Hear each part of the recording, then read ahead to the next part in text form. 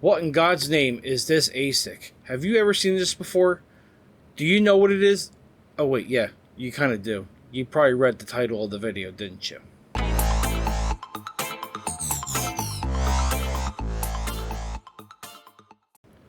Okay, so this weird looking monstrosity of an ASIC, it does have two 140mm fans on the front of it, and that's basically it. There's no marking, no nothing else on it. What this is, as you read in the title description, this is a Baikal ASIC? No, I'm going to go with Baikal. I know I'm probably butchering it, but I can't pronounce it any other way. It's a Baikal BK-G28 multi-algorithm ASIC. This came out in 2018, and they were sold originally for like $1,200. Nowadays, you're lucky if you can ever find these things anywhere from the original asking price of $1,200 to like $2,800. It's insane. The thing is, they weren't very popular back in the day when they first came out.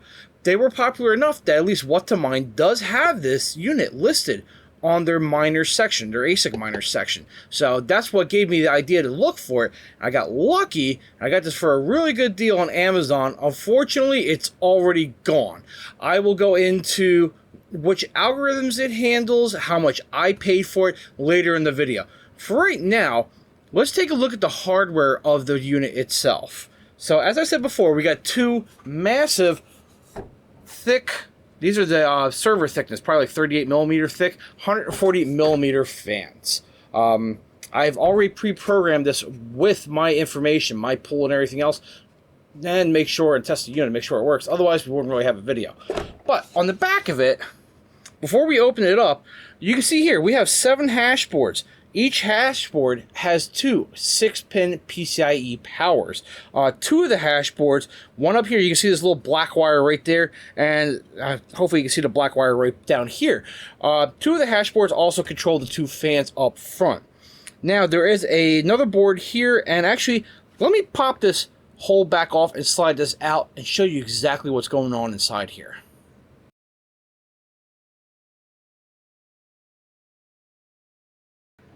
Okay, so now we got it open, you can definitely see those 2 wires for each fans. These 2 boards right here individually control the fans themselves. Let's see if we can get it wiggled out here some. Okay, that's good enough. So now we can actually see what's going on here. So you have 7 of these red hash boards. They do extend a little bit further and have a bit more of a hump right here in the back. I don't want to pull them all the way out right now.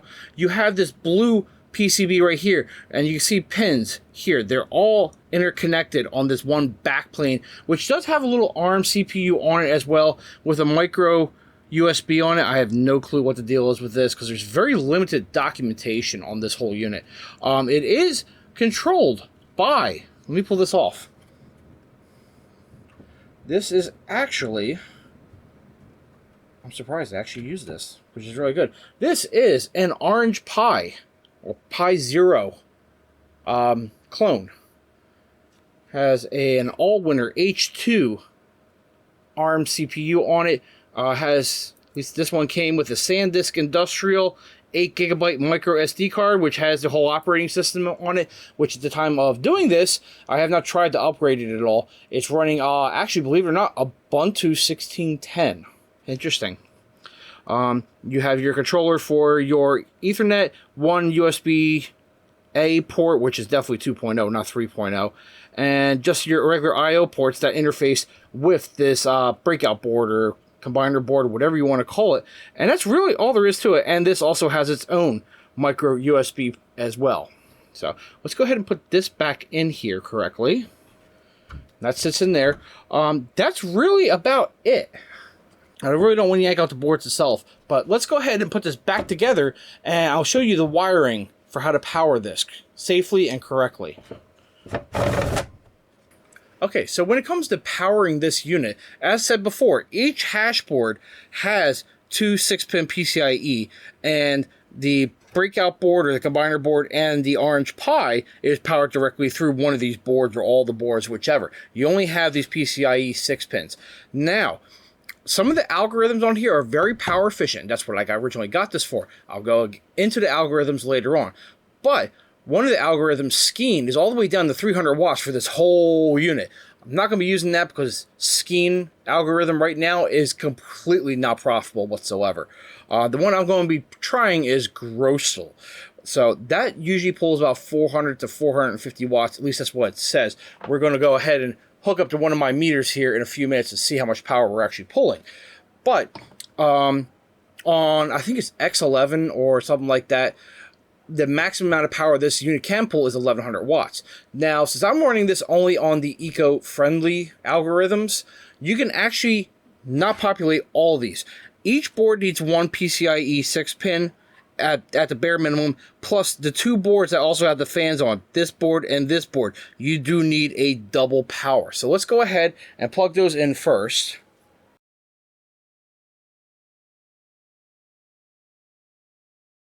And now, these cables were also supplied with the unit itself. I'm guessing these are probably the original cables that it came with. I do have enough. I have the other 5 cables over onto the side.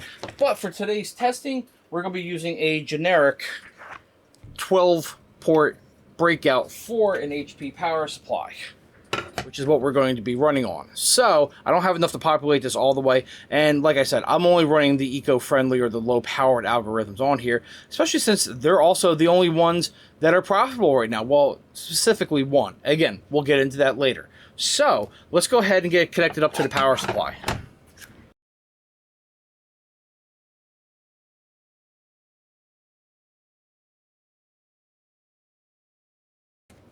Okay, there's your rat's nest worth of wires. Let's go ahead and get Ethernet connected, and then we'll get power on. Okay, so let's power it on. You can see right now 0 amps, no nothing.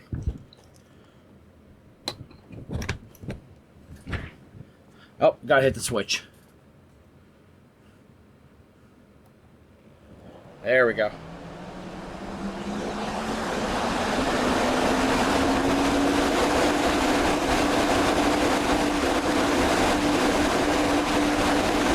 Fan self-test. 182 watts.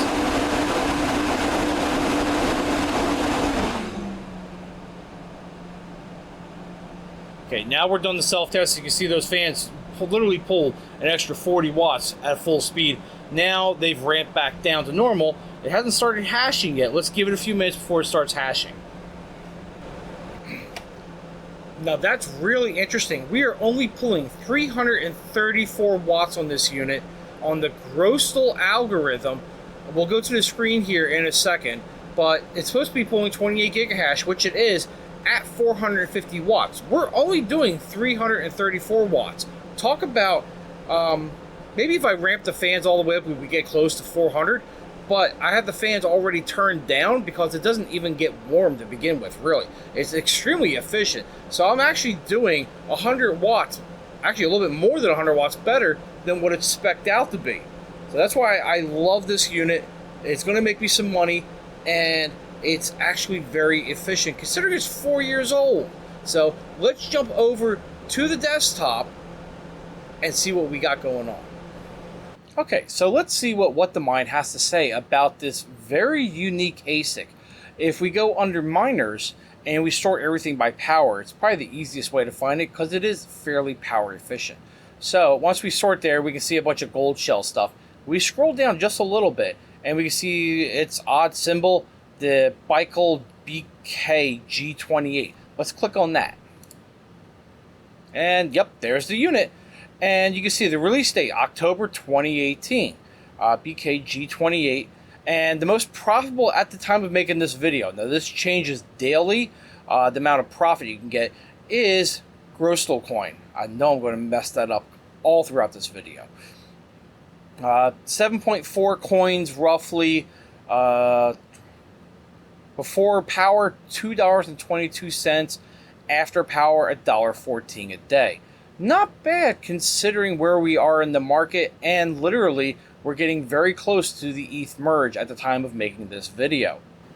And if we scroll down, we can see the profit is pretty much good on GRS coin itself, not really on anything else right now, basically. And if we can see some of the power wattages that we use here on the Grossel algorithm that we're using right now. It's 450 watts. So, and Skeen is the lowest at 300 watts, but Skeen, there's no profitability in it whatsoever. Quark, there is a little bit of profitability, but we're also doubling the wattage, almost doubling it. And I'd rather just run efficient, make as much money as I can, try to pay this off as fast as I can right now too. So with that being said, let's jump over to another page.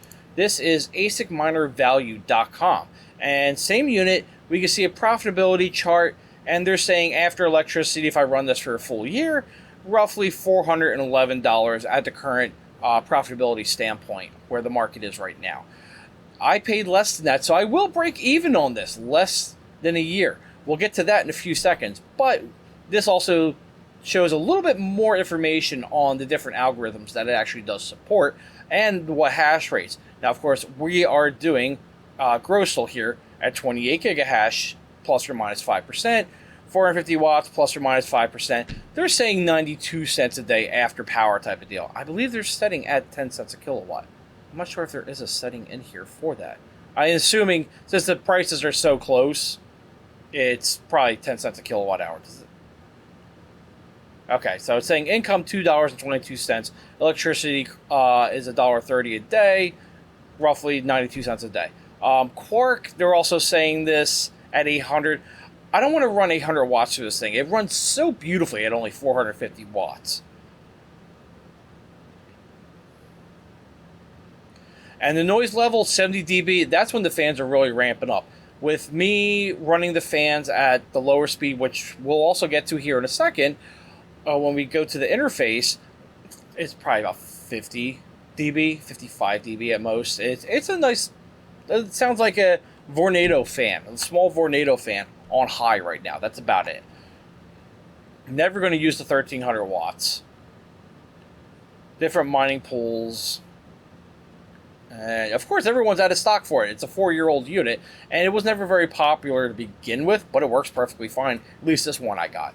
Now, if we jump on over one other place first before we get to the web GUI, we're going to jump over to Grossel coin here, which is the main one that I'm mining right now on CoinGecko. And we can see as of today, time recording, August 29th, 2022, it's down 1.7%, 32 cents per coin.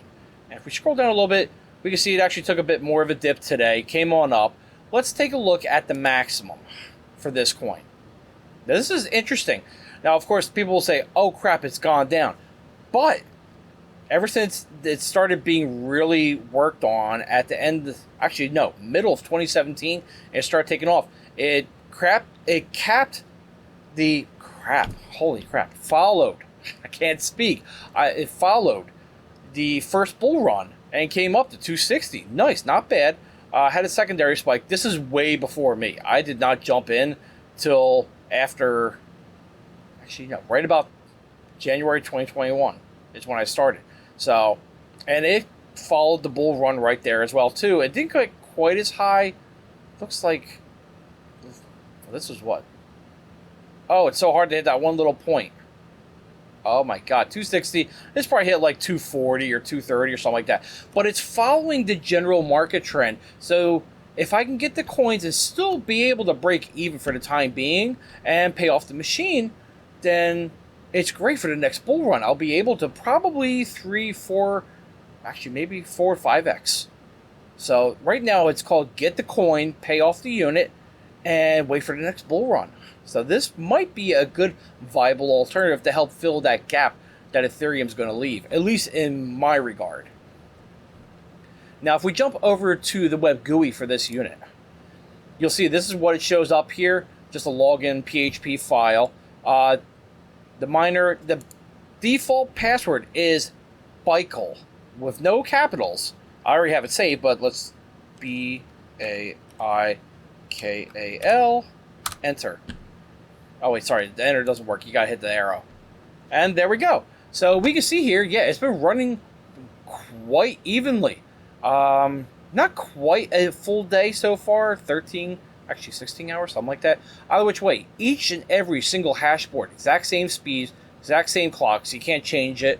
Chips, temperatures are below 40 C sitting here in my basement right now. From what I've read, and there's limited amount of reading on this ASIC, there really isn't that much documentation I can find anywhere, and just little snippets of information on Bitcoin Talk. As long as you keep the chips below 55C, they can't run nearly as high as some script miners. Like my mini doges, they're happy at 70C all day long. This will start giving you errors and reboots and acting wonky once you hit 55C. But with the fans turned down low here, and the ambient temperature down here, watch my green screen, is 77 degrees Fahrenheit right now. And it's running perfectly fine. We're less than 40C on everything. All accepted, only a few rejected, no hardware errors whatsoever. I have absolutely no clue what this utility thing is. I have no clue. Here's the pool that we're working on. Live and true. That shows my username. That pops out. Let's go miner. And here, you can see my miner, how it's set up in here. This was also in here before. The one option in here is Baikal fan. That was originally set to 100, and yeah, it sounds like a freaking, jet engine. I tried 20%, brought it down. 10% seems to be the happy point. Those fans are definitely running faster than 10%. It's probably just the way the PWM and the miner program accesses it. So 10% works fine. I haven't tried anything lower, and honestly, the chips are happy. I can talk over it right now. I'm sure I'm noise canceling some of this audio in this video afterwards, but no big deal whatsoever. And no submit stales. Is that what it says? Yeah, it's no submit stale true. No reason to do it. It does have options for other multi-pools here. Like if I click on Mining Pool Hub, it'll pre-populate a bunch of other stuff here. You can put in your username. I'm not going to save that. I have no reason to. Let's just click out of there. Settings.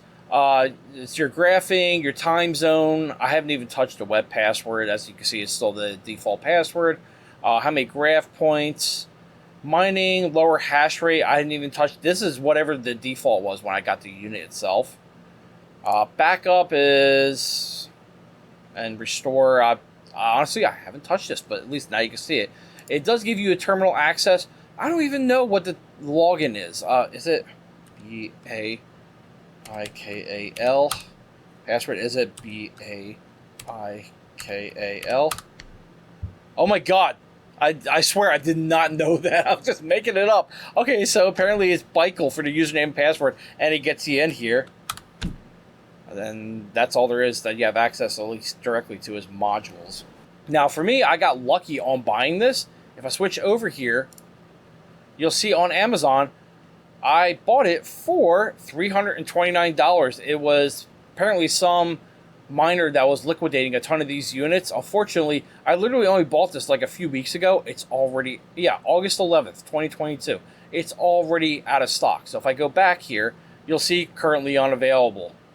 But it was nice. If you look on eBay, someone wants like $2,100 or $1,200, something like that. It's nowhere near worth it. If you can pick these things up for about $350 or less at the time of recording this video, or anytime shortly afterwards, it might be actually worth it to pick up one of these as long as it's fully working and you don't have to mess with anything. You don't have to fix anything. It comes and make sure it comes with those PCIe cables that mine came with it as well. If you need to go and buy extra PCIe cables just to run this unit, factor that into your cost for $350. The only thing I really had to put into this was a power supply, which I had extra ones sitting around from the Octominers that I'm not using, and a breakout board, which worked out perfectly fine. You can get those cheap off of Amazon for like $12 to $20. Or you can go to Parallel Miner and get better quality ones that you can get off of Amazon. Again, those, $20, $30 or so for their amp editions. Okay, so last thing we're going to look at here for this video, I am mining to supernova.cc. And this is where I've been running for. I've already gotten a payout already. Already up to 1.39 already. Okay, cool. This is just showing you what blocks have actually been found, not by me. 100%, no, zero invalids sent to the pool, no problems whatsoever. Net hash rate, pool hash rate, my hash rate. It's actually up a little bit right now, but it's been fluctuating quite nicely. and keeping within at least 28 gigahash. Now, if I go to my account, earnings, yeah, full credit. I've already gotten 3.25 paid out to me with a 0.01 transmit fee. I'm still learning how Supernova's really laid out. This is my first time using this pool. So that's pretty much all I have to say about this very unique ASIC miner that's already 4 years old and still potentially profitable if you can find it at the right price. Comments down below, please. I love reading them. So come say hi over at the Misfit Mining Discord. The link for that will be down in the video description. Come say hi to myself and everyone else there. I will catch you on the next video.